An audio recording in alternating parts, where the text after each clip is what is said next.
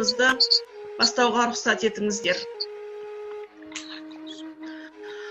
Абай, ұлы ақын Абай 1845-1904 жылдар аралығында өмір сүрген.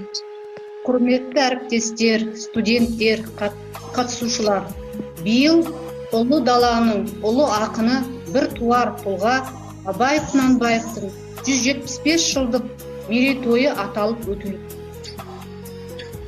Ой алдырып, аяғын құрып шалдырған. Өлді деуге сияма, ойлаңдаршы өлмейтұғын артына сөз қалдырған. Кім жүрер түш өткен. Полный свежей мглой, не пылит дорога, не дрожат листы, подожди немного, отдохнешь и ты. You are the light of my eyes, you are the light of my soul. I am ailing because of you, there is no cure. The wisest Kazakh who throws the ages would never find in the world. Johann Wolfgang Goethe.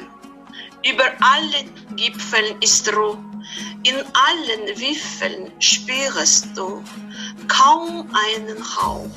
Die Vögelein schweigen im Walde, warten nur bald.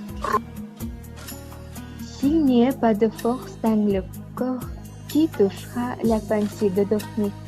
Sinon un rayon de raison, on va exister comme une bête. Si l'esprit est moins fort que la force, on ne veut pas en. Білсем екен, көрсем екен, үйренсем екен деген.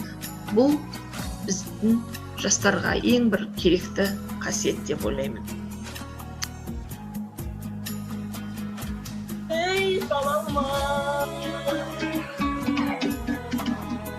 bilgingi marşaram, düz yuvardan, alanlar baktan alalma,